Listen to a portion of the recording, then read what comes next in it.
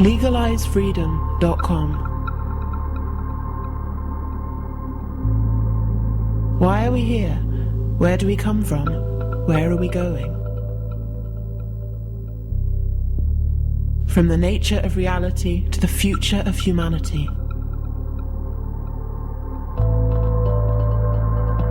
Beyond politics, poverty and war. LegalizeFreedom.com.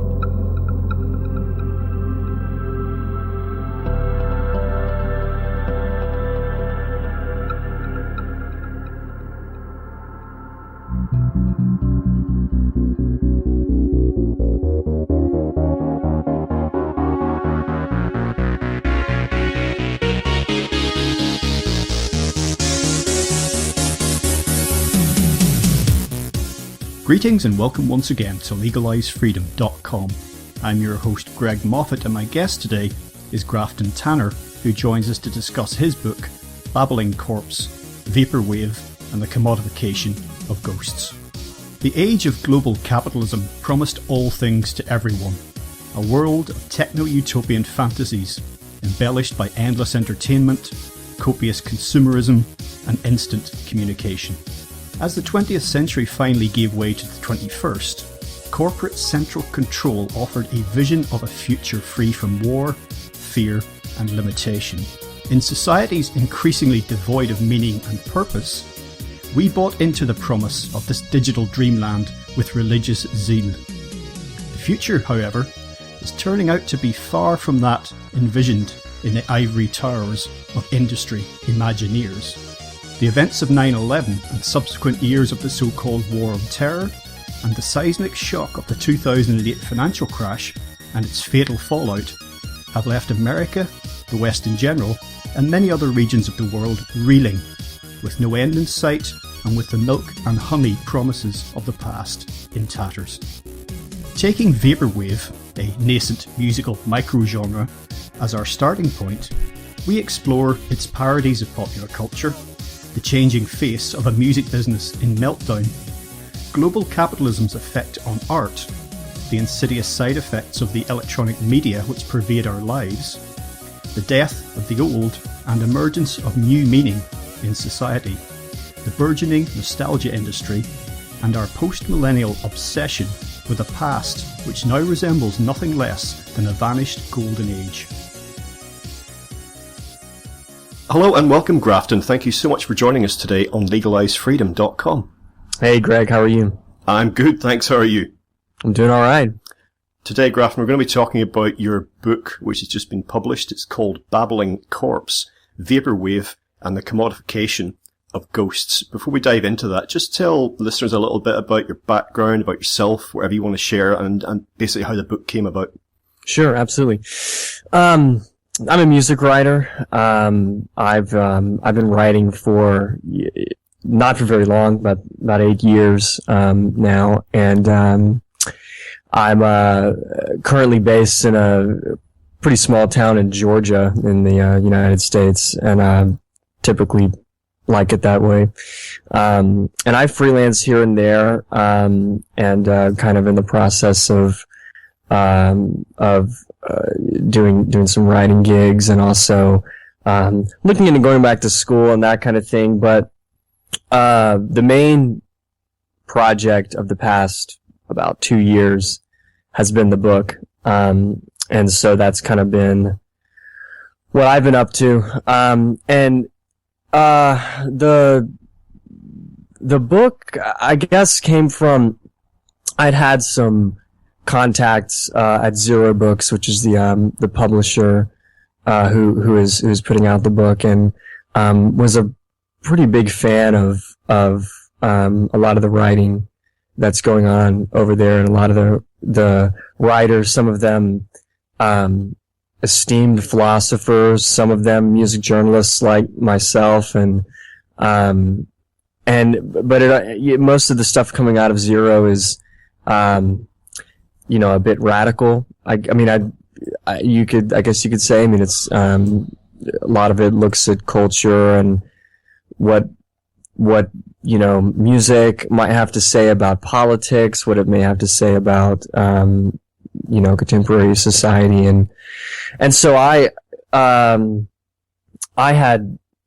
had done a good bit of music writing and had taken an interest to, this internet-born genre called Vaporwave, and had discussed it with some writers, including Adam Harper, who is typically known as kind of the first to, I guess, bring Vaporwave into the more critical circles where, we can talk about it at a more than just a evaluative level, and had done a class while in college on media theory and literature, and studied a bit of film, and kind of when I got interested in Vaporwave and tried to figure out what it might have to say about culture, and kind of start off where Adam Harper kind of left off, and understand why Vaporwave now, is it just something that we've always had and we just put a term to it, or what it might have to say about, the music industry today, what it might have to say about, the media industries, and then ended up, having Zero be so, gracious as to, publish it. But yeah, that's essentially, that's been about the past 2 years. Nothing too exciting, but that's about it. Okay, well, probably very few people, I'm guessing, are going to know what Vaporwave is. Mm-hmm. So, say something about haunted culture in general. Just give us a flavour, what Vaporwave is. And once you've done that, actually, we're going to cut to a track just so people can actually, begin to get their heads around what we're talking about. Mm-hmm. Yeah, and listening to the music is really, that's the key. I've found that, when I'm introducing people to the genre, any sort of explanation, is always inferior to actually playing it and just letting them experience it, which is the way I like to do things with any music. So I'm glad that we'll be able to play some tracks, because, I think it'll do a lot for people to understand it. It did a lot for me. I didn't know what the genre was. I didn't know what, anything about it before I heard it the first time, and that kind of, that sort of encounter, I think really shaped the way I thought about the genre, even while writing the book.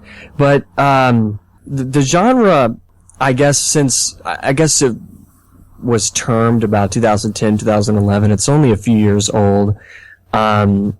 It comes out of some online, music places, chat, forums and chat places like, I guess what would eventually become Last.fm, and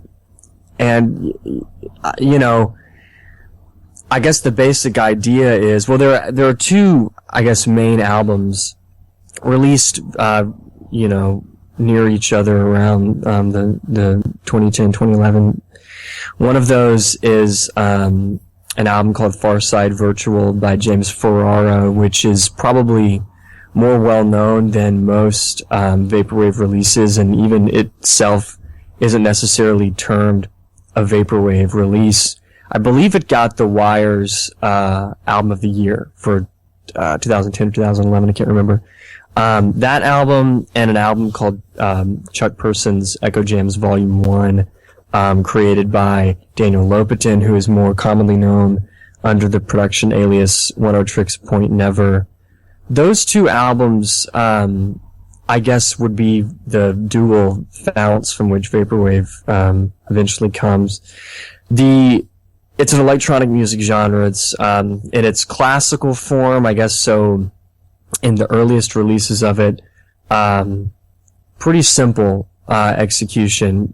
These producers take elevator music, Muzak, largely peripheral music, like the music that would accompany, a menu screen on a DVD, that you have loading or something, or commercial music that you would hear in the background of a McDonald's commercial or something. Anything that would be known as like peripheral music, or music, like maybe soft rock music that you would hear in a supermarket, or more commonly like an indoor mall from the 90s or something. And these producers will take these snippets, some of them very short clips of these songs, and loop them for 3 or 4 minutes sometimes, and add all these effects, reverb, compression, and it's like lo-fi music at its most distilled form, and it could be unnerving to listen to. It could be kind of boring to listen to. Sometimes listening to a 16-second clip for 3 minutes at a time can be, can drive you crazy, and that's definitely, like, I think a part of the appeal. It could be funny sometimes. And there's kind of this, purposeful, shoddy aesthetic where producers are, it's almost like they don't care when they're chopping up these samples. And so in that case, it's almost the exact opposite of, mainstream, what someone like Simon Reynolds would call like CGI production, the kind of stuff you'd hear on mainstream radio. So it's not even 10 years old. I guess you could trace its roots back even further than those two albums I mentioned. And that comes up a bit in my book is, in some ways Vaporwave is like the ultimate culture jamming, which has been, you had producers like John Oswald and Negative Land, who were, essentially mocking, contemporary music, well over 10, 15, 20 years ago. But it's, the genre's largely ignored by the mainstream press. I would argue that's probably the main reason why it's still relatively unknown, even though, pieces of the aesthetic have kind of, bubbled up to the mainstream.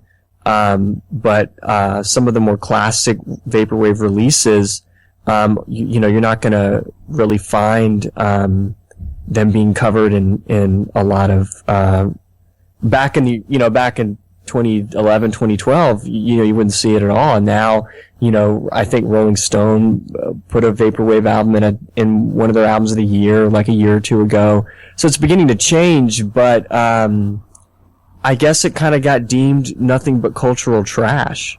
And so therefore was not taken seriously.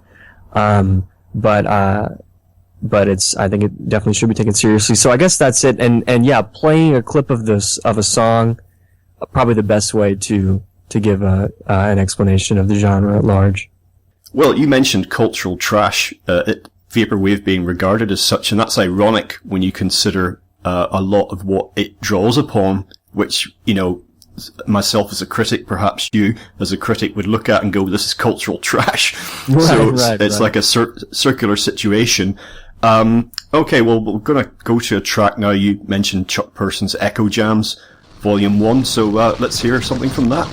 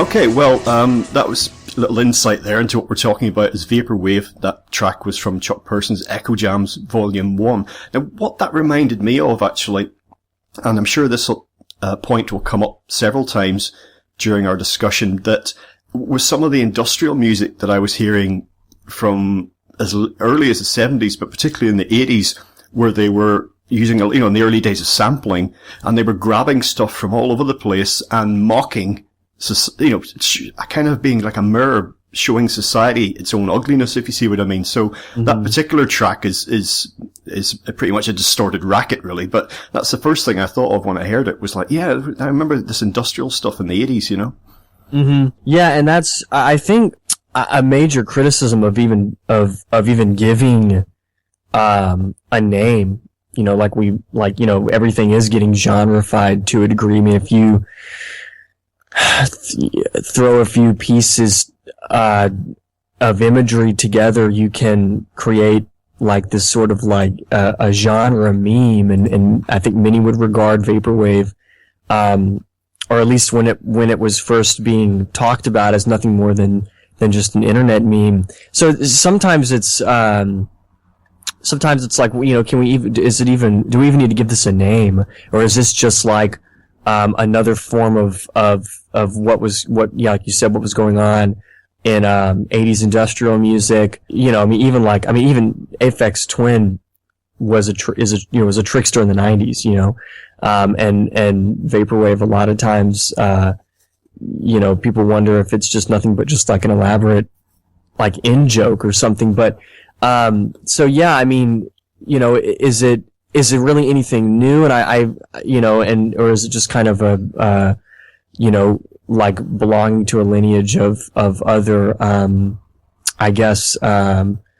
trickster artists? And I think it could be both, but it definitely, especially that the Echo Gem track from Chuck Person's is very visceral, and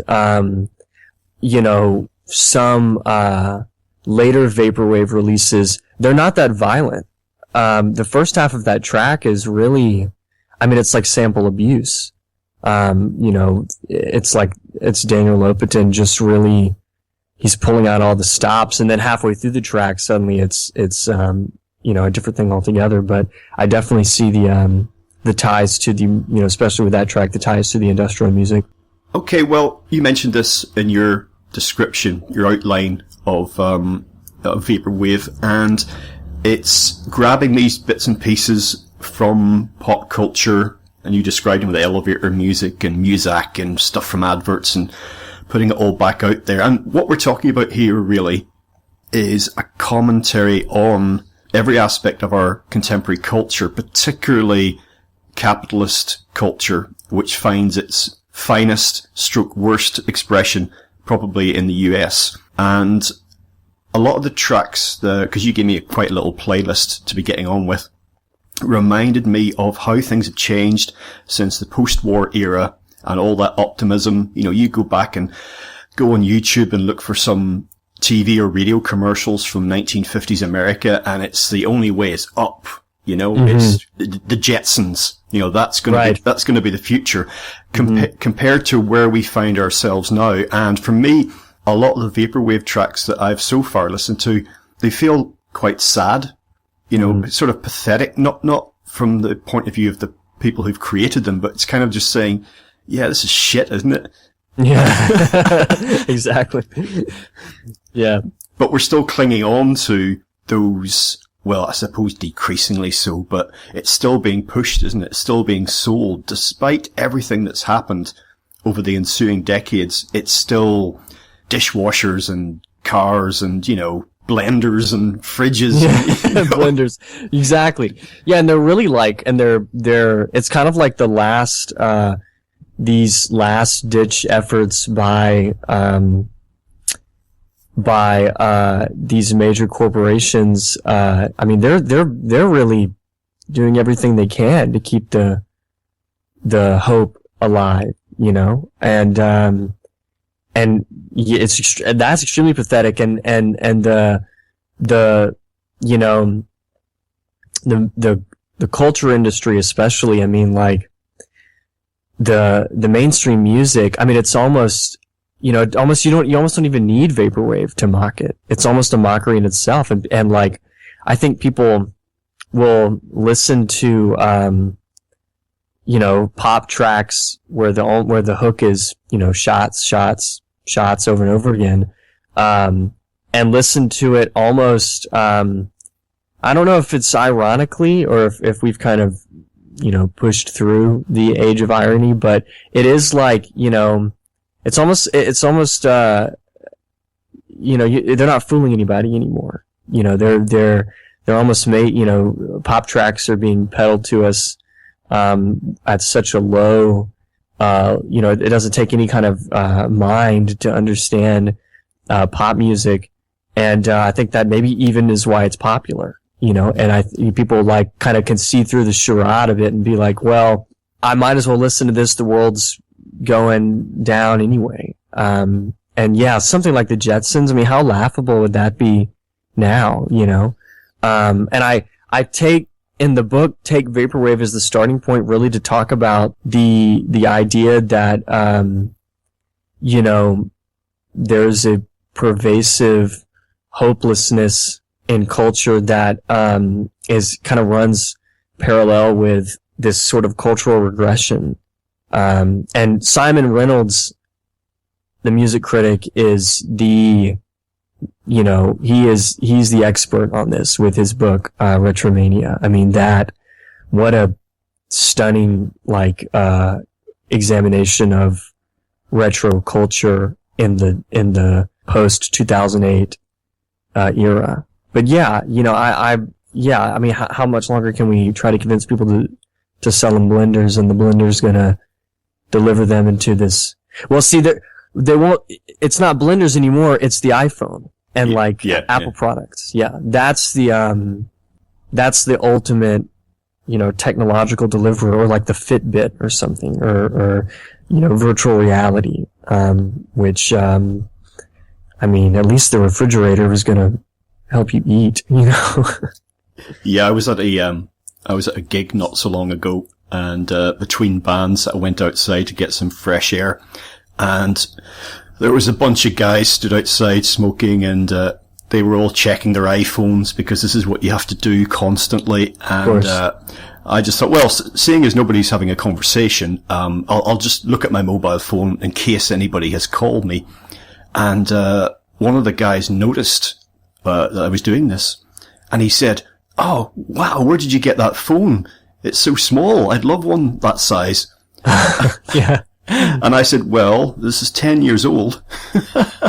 So it wasn't you don't have a smartphone. It's just an old phone. Yeah, exactly. And they look at you like it's like a curio exhibit, and it's, there's almost like, I mean, you hear that all the time. I had a friend of mine who is the same way, and we all had smartphones, and she didn't, and it was like an object of conversation. It was a starting point of conversation out among friends. And, I think that, to me, that says, such a great deal about modern life right now, is that, we want it both ways.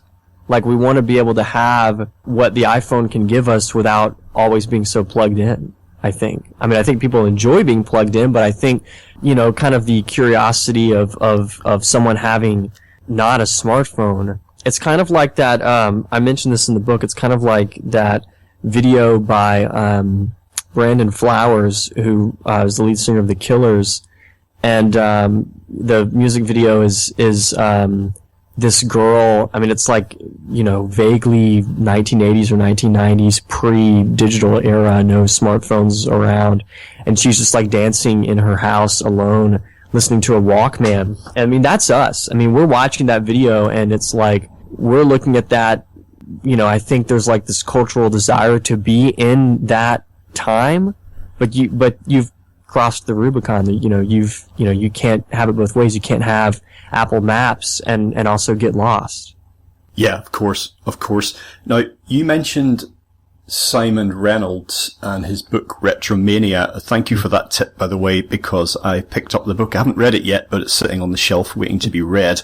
Excellent. And one of the things that I've observed over a certain period of time in my career as a music critic. It was this retromania, basically. And I clearly remember in the late 90s, which is, there was a number of trends that I was observing in my work that were backward looking.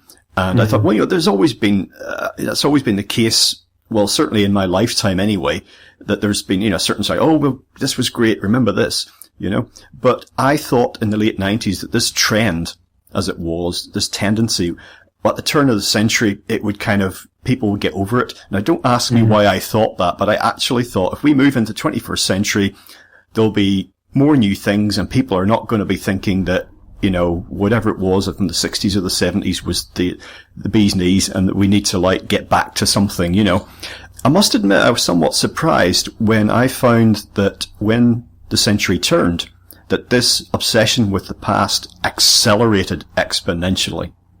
Right. I mean, I don't think you're alone. I mean, I think Simon would agree, and I think that in the 90s there was definitely this kind of forward thrust into the millennium, I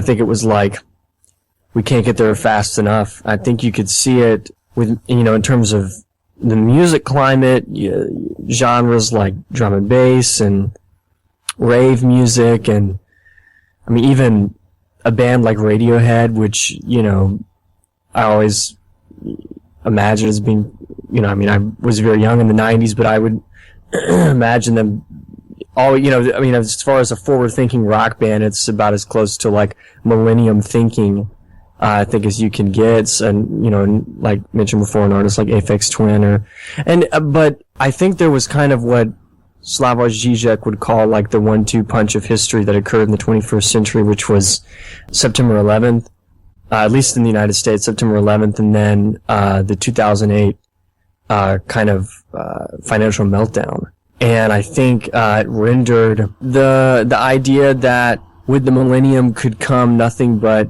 pure and beautiful progress. I think it rendered that idea to be a total myth. And I think there's kind of this communal sticking our heads in the sand for fear of what may come. I mean, the climate in the United States after September 11th was total panic and fear, and it was, perpetuated by the media. The climate after the 2008 financial meltdown was hopelessness.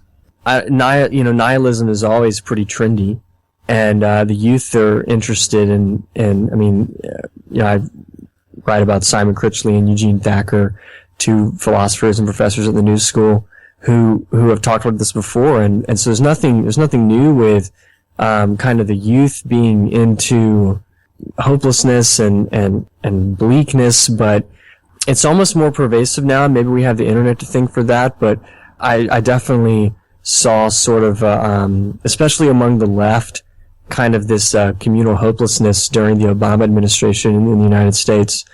And a reality that maybe with the millennium didn't come this future that was dreamed of in the 90s. That's a scary, it's a scary climate to be in, and it's the same climate that's giving, rise to these two polar political opposites in the United States, and I'm not sure how much of that you've been following, but that would be on the one end, a fringe candidate like Donald Trump and someone like Bernie Sanders. This is the direct result of, I would argue, the past 15 years of fear and hopelessness.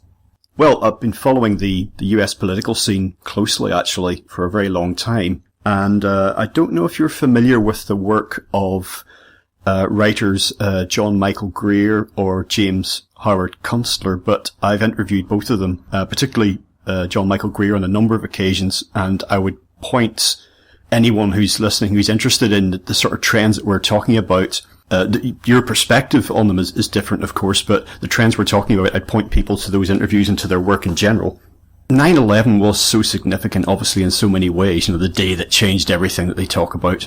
And for me, it seemed almost like that the interim, between the arrival of the 21st century and 9/11 was kind of like a twilight zone And looking back, it was almost like that people were waiting for something to happen, as you say, this anticipation, but it wasn't quite what they thought would happen. Of course, right, of course. Yeah, I mean, and, you know, it's almost like millennial dread or something.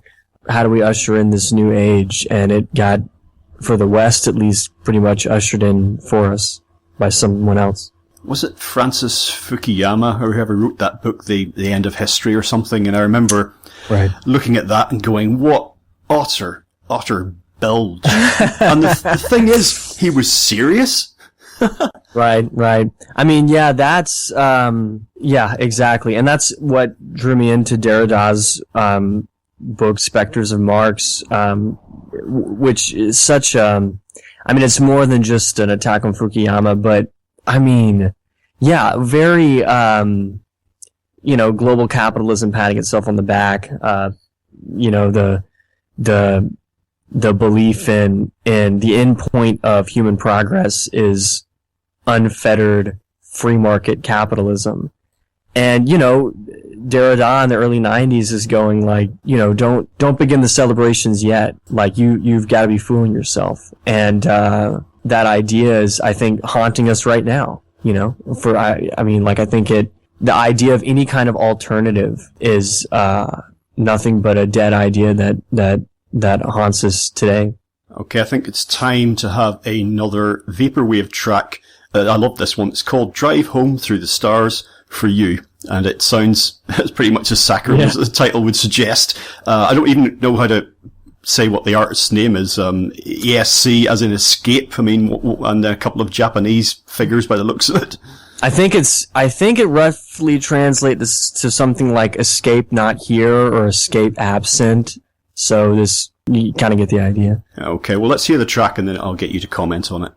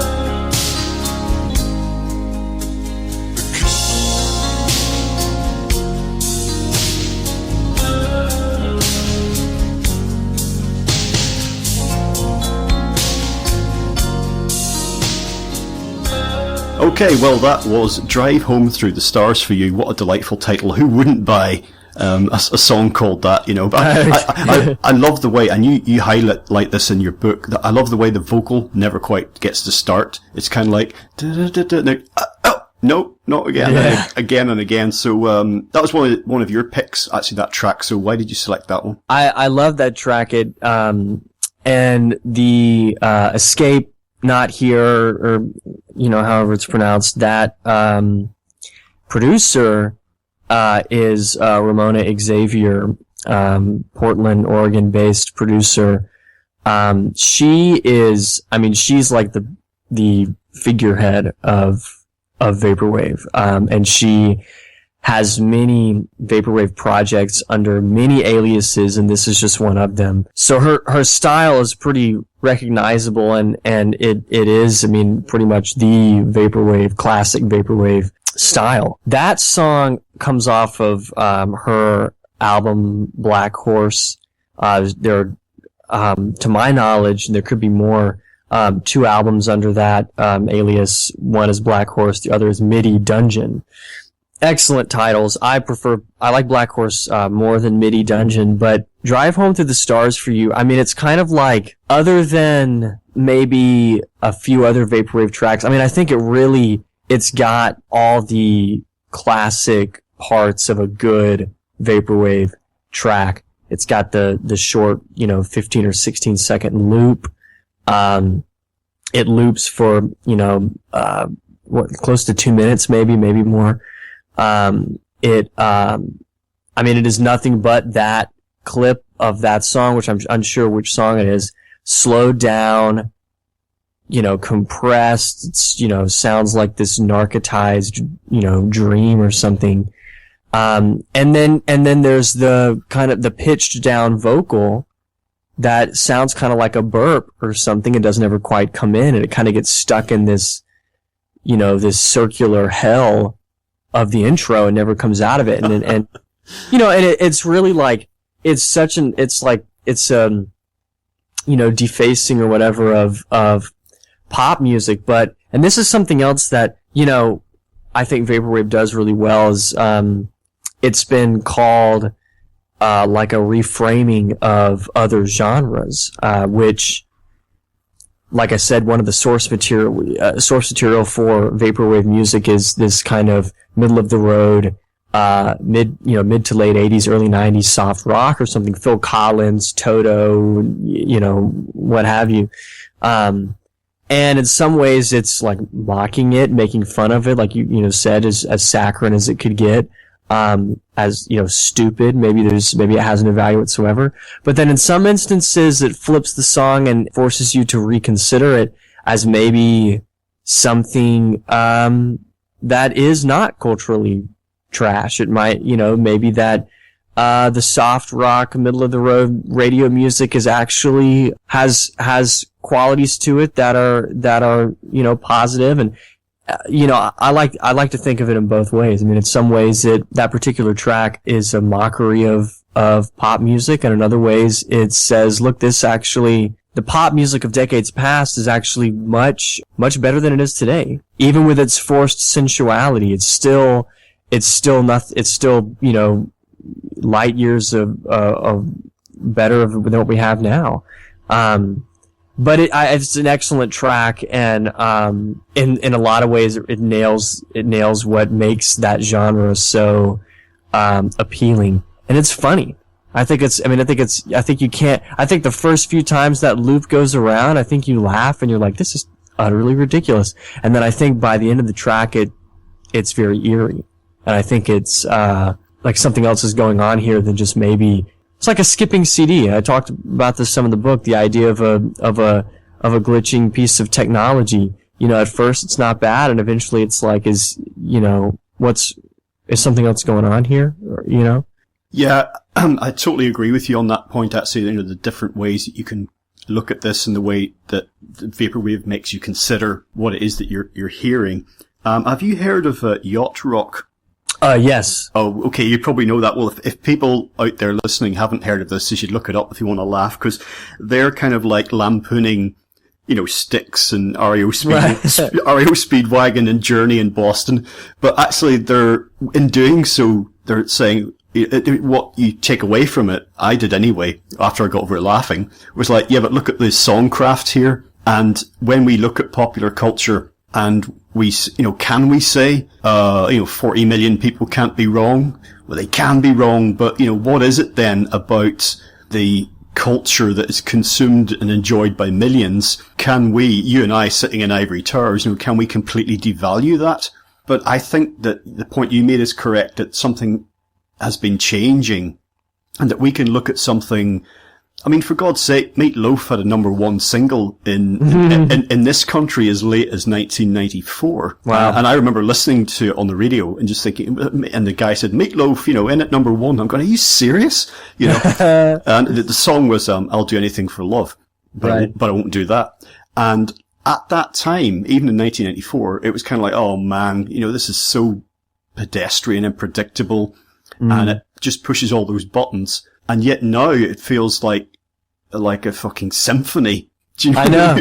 Yeah, exactly. And I think being like, especially as critics or, anyone who takes themselves seriously listening to music or whatever and thinks about music and music history, I mean, it's almost like you have to do these kind of acrobatics to convince yourself and others that it's okay to find worth in something like Meat Loaf, when maybe living through it 20 years previously, you were like, this is trash. But then eventually, you look at what's around now and you compare it to Meat Loaf, Meat Loaf's not that bad, but I think there has to be used to, just a few years ago, it was like we would listen to Meatloaf and wear Phil Collins shirts or whatever, and it was ironic. Well, irony is, I think we've blown through it and are at the back end where Vaporwave exists, where it's, more than just listening to it ironically. It's almost, listening to it with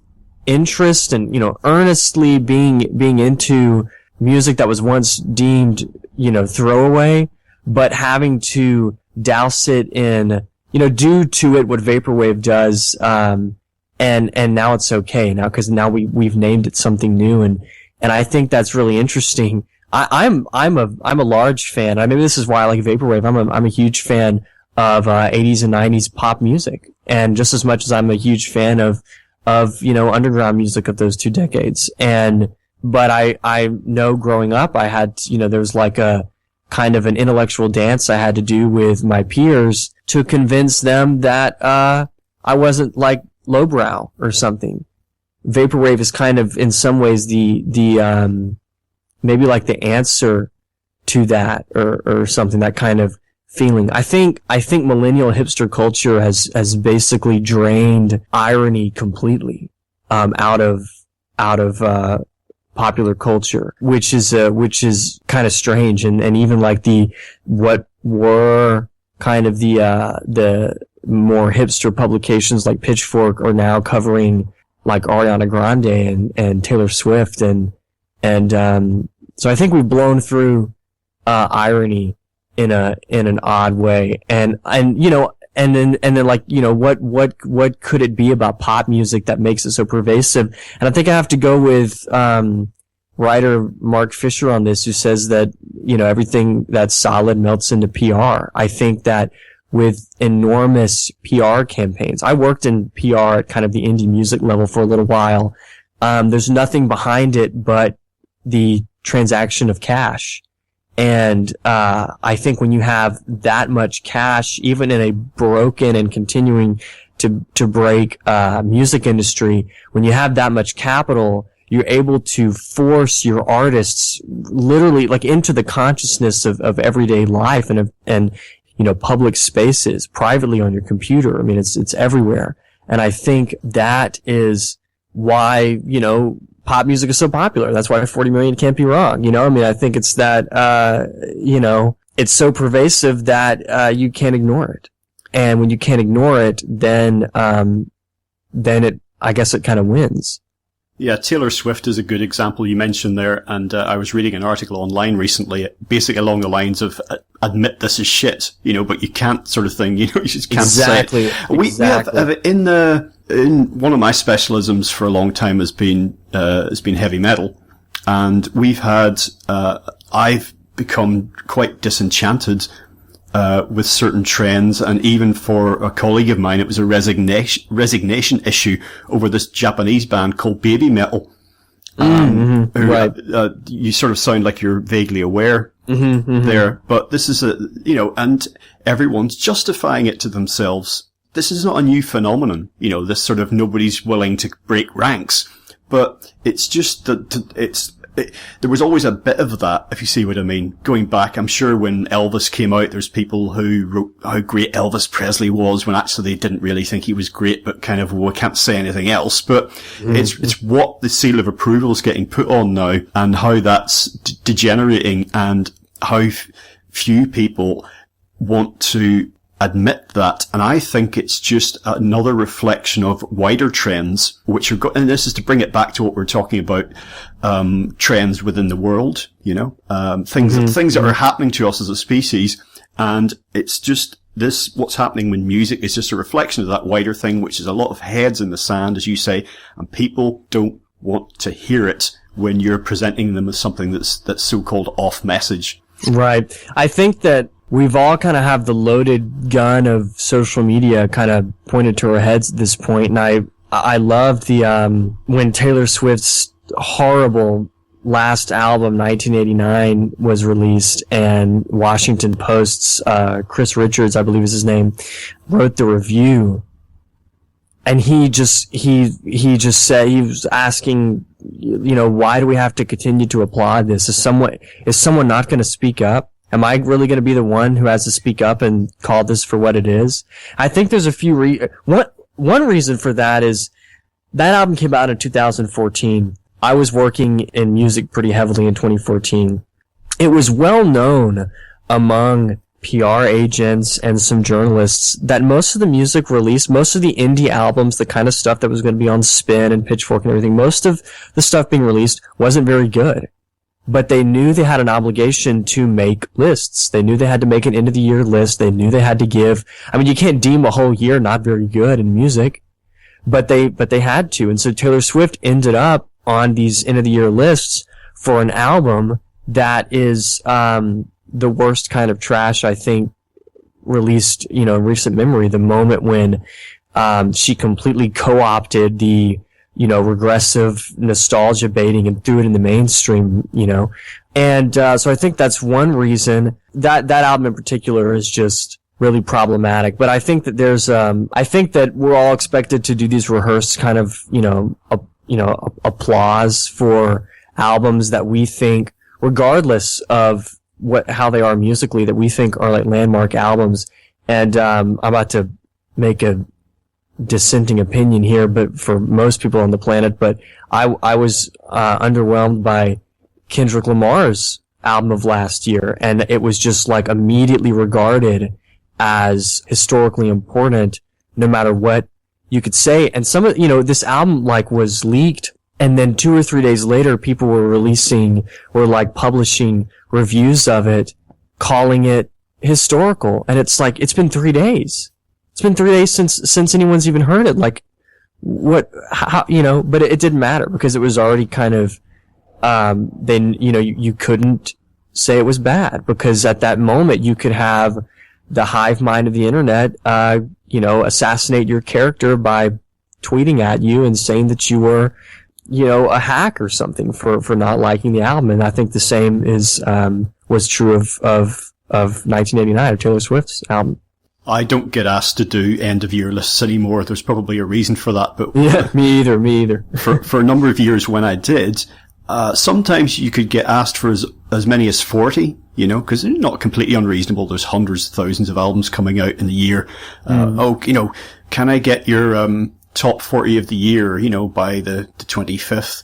And almost every time, and, in latter years, I was thinking about this, writing down, that was great, that's great, that was pretty cool, yeah, I like that. That was good, yeah, it's not classic, but it was good. And then I'd find myself with about 17 albums or something. And I'm saying, right, how the hell am I going to get up to 40? And then I'd literally be going down, okay, well, of the ones that I would never listen to again, which ones were the best of those? Sort of thing. And it was it was a pretty sorry affair. But again, it wasn't, it was sort of, no, you should be getting to 40 and then be struggling to leave it at 40. There should be so many great albums, and there just weren't. Right. Yeah. A lot of mediocrity creeps in at that point. It's just inevitable. When I was reading your book, all sorts of things were popping up in my head about musical references from decades gone by. I mentioned earlier about the industrial thing with that track we listened to first off. And I immediately thought about, also, I'll tell you some of the things that came up, and some of these you may be aware of. The first one was Negative Land, of course, who you've already mentioned. That was a big one. Then there was, do you know Suicide? Oh, yes. Out in New York. Their first album, I just thinking about how ahead of the curve that was, right, and how the Vaporwave thing would make sense to those guys, I think. Then there was Public Image Limited. Right, even in the name of the band, and then your references to, or Vaporwave's references to commercial products, I started thinking about the band called Panasonic, who were forced to change their name to Pansonic because the Panasonic Corporation of Japan sued them or threatened to. Then you had Atari Teenage Riot, and that was the first time I remember thinking, they've got a name of a computer. Probably a lot of people listening to this of a certain generation won't know what an Atari is, but look it up. Right. And then there was the British band called Pop Late itself, and yes, yeah. I was wondering, and I started to think, I remember hearing a couple of their songs, but I wonder what they were thinking when they named their band that. That would be interesting to know. And then I'm a big fan of electronic music from the 70s and the 80s, and there's a thing now, I don't know if it's a website, or if it's just a YouTube channel, but it's called New Retrowave. Yes, absolutely. So those were some of the things that came up, but the New Retrowave, it seems to be entirely sincere. It's almost like a version of Vaporwave that's got a straight face, if you see what I mean. It's kind of like going, no, this is really cool, Absolutely. And it's so interesting you talk about that, because I kind of came across some of I think what would be called like synthwave, and I think some people would call it like outrun genre, which is named after the video game. That's almost like, this is the alternate history of kind of the big budget, well-produced, well-written tracks of the soft rock 1980s had continued today, or, and it's a lot of reimagining of like John Carpenter-esque scores, and I'm definitely in that for no other reason than I just enjoy the music of it. I would love to write an article or a book or something, trying to position the synthwave, as kind of like an alternative, like, kind of like a twins separated at birth with, Vaporwave or something. They're two sides of the same coin, but they kind of do different things and they say different things about culture. But there's actually, and it's really, really, retro 80s sounding, but there's a group, maybe they're based out of Sweden, I can't remember, and I'm gonna butcher the name, but I think it's Foray Devin, maybe it's Foretdevin. And, these guys are using all hardware, analog synthesizers, nothing's like, MIDI or nothing, no soft synths or anything. And they get these, I don't know who these vocalists are, but they're incredible singers. And it's just straight, sugary pop music. But, it's just like, the talent in some of these songs it's just like bursting at the seams, and the music is really pretty interesting. It's all coming out of the new retrowave stuff. Also mostly ignored by the mainstream press, but very popular in some ways. Some of the, if you've ever gone on the YouTube channel for New Retrowave and you're looking at the amount of hits these videos get, it's tons and tons of hits. It's obviously tapping into something in a larger group of people than even maybe Vaporwave. But I'm definitely, interested in all of that. And, Suicide and Pansonic and some of, these were the kind of the vanguard of like the, like punk electronic music, which I think Vaporwave fits nicely into their lineage. But yeah, big fans of all the artists you mentioned. Cool. Okay. Well, we're going to cut to another Vaporwave track now, just to keep things moving on that front. This is Macintosh Plus. I love this track because it's just the ultimate in the mall going shopping music. Exactly. It's kind of like what you'd expect to hear when you walk into the mall. You go into the mall, it's like, great, they've got air conditioning and this music is playing, and ultimate music for shopping, but not for anything exciting, like a new TV. For me, this is shopping music for like a microwave dinner or something like that. Microwave dinner for one. Yeah, for one. Yeah, you got, definitely alone, totally alone.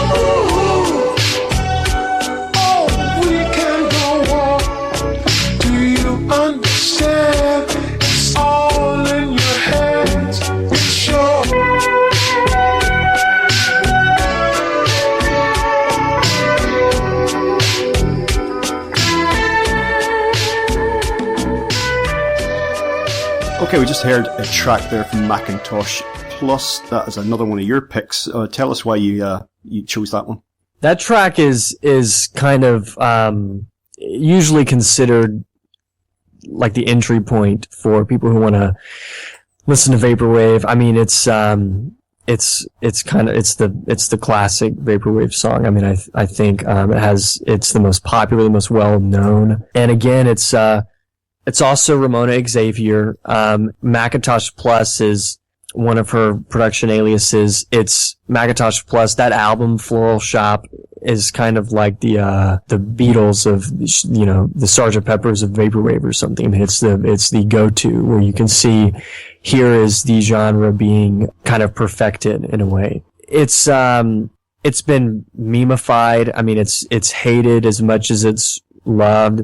There's an excellent review of that. So, again, not many people reviewed it, but if any Vaporwave album was reviewed, that was the one that got reviewed. Tiny Mixtapes, I believe, wrote something fairly positive about it. There's a very famous negative review of the album that Anthony Fantano of the Needle Drop did, which he panned it as being just completely throwaway, nothing but, lazy electronic music. I think maybe he missed the point. But there's a critic by the name of Adam Downer. He wrote a review of it on this website and said that the album that song is off of, Floral Shop, he says it's sounds like the internet, spitting back what we've been feeding into it, which I think is an excellent way to describe it. And he also called it the future's first masterpiece. And and then a lot of these Vaporwave albums, they're not necessarily, albums in the sense that they have, in the classic sense of having a beginning and a flow, beginning, middle, and end. Floral Shop, I would argue, definitely does. I mean, it is a pretty riveting listen from beginning to end. And so, yeah, it's a personal favorite, and I think it just wouldn't be a Vaporwave interview without that song being talked about. That concludes part 1 of our interview. Be sure to tune in for part 2. If you enjoyed the show, check out the website, which is legalizefreedom.com. That's legalize-freedom.com, where you'll find an archive of programs offering alternative views on a wide range of topics, including politics and economics, energy and environment, culture, spirituality, history, and the nature of reality. You can also browse and buy a range of publications from our guests, and if you're feeling generous, make a donation to help keep the site up and running. Whether you listen, donate, or do both, I greatly appreciate your support. Until next time, I'm Greg Moffat, and you've been listening to legalizefreedom.com.